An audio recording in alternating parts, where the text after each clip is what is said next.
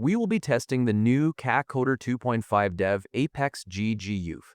According to benchmarks, it's the best local model in this range because it was post-trained on Qwen 3.5. First, download the KAT-GGUF model from this repo. We will be testing the compact version and mini version. First, download this model or this model. There is no mproj file, so we can't test its vision capabilities. After downloading the model, download llama.cpp official latest release. We will be using Windows CUDA 12.4 version. Place the model in extracted llama.cpp folder and run this exact command. We are not using the GPU flag because limited 6 GB VRAM and 16 GB RAM. So we will let the llama.cpp handle memory mapping on its own. I have tested different variations, and this default command resulted the maximum token per second. The first prompt is, create a single file index.html tech resume website with realistic sample data using vanilla HTML, CSS, and JavaScript. Because we set a low context window of 4,000 tokens, it stopped prematurely, and this is the result.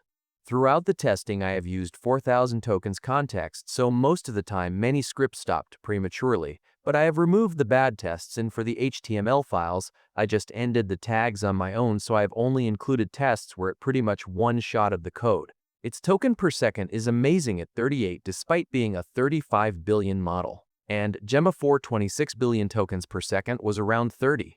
It took 1 minute 47 seconds to generate 4,000 tokens.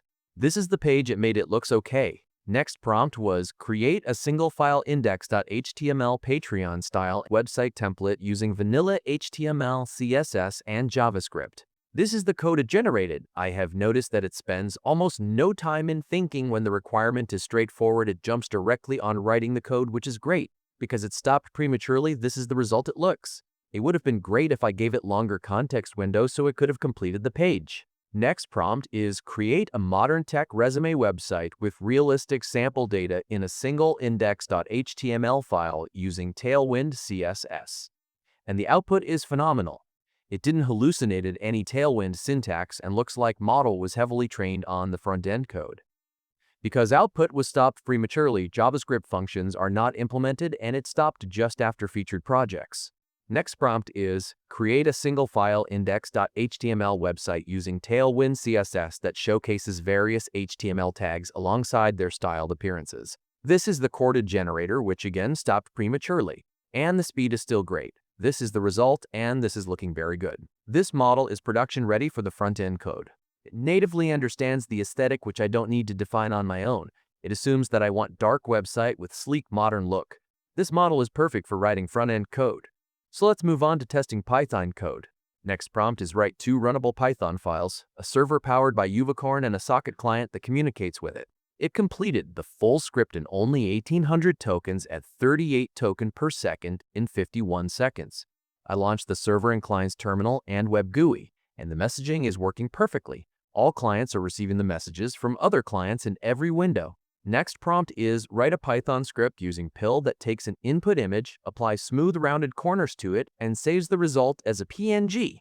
This again completed the script with low token usage, only 545 tokens at speed 43 tokens per second, completing in only 14 seconds. It correctly rounded the corner of the given image. Next prompt is write a Python script using OpenCV that removes a green screen background from an image and saves the output as a transparent PNG. This is the output it gave, and again, this model shows it is very reliable and completed the code in only 30 seconds with 36 tokens per second, generating only 1,000 tokens. It correctly removed the green screen and made the image transparent PNG. I also wanted to check its Manim scripting. So here is the next prompt, write a complete Python script using Manim to generate a seamlessly looping background animation. This is the result it gave, and with some minor fixes, I was able to run it. This is the video it generated. Let's test one more Manim script. Write a complete Manim Python script that visualizes a complex concept of your choice from computer science or mathematics. Translate the abstract concept into an intuitive visual animation. This is the result it gave, and again, it used all of the tokens. But it made many classes to render, so I will only test the completed ones.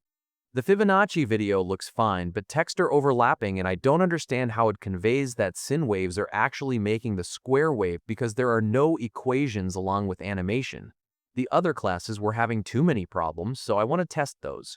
Overall, I would say this model is very good at front-end code and also at raw Python code, but not great at Manim scripting. I also tested the mini version using this command, and for whatever reason it was slower than the bigger model while giving worse code. So I would not recommend this mini model at all. Just use the compact version. If you want my benchmarking script, you can join membership and you can watch this video next.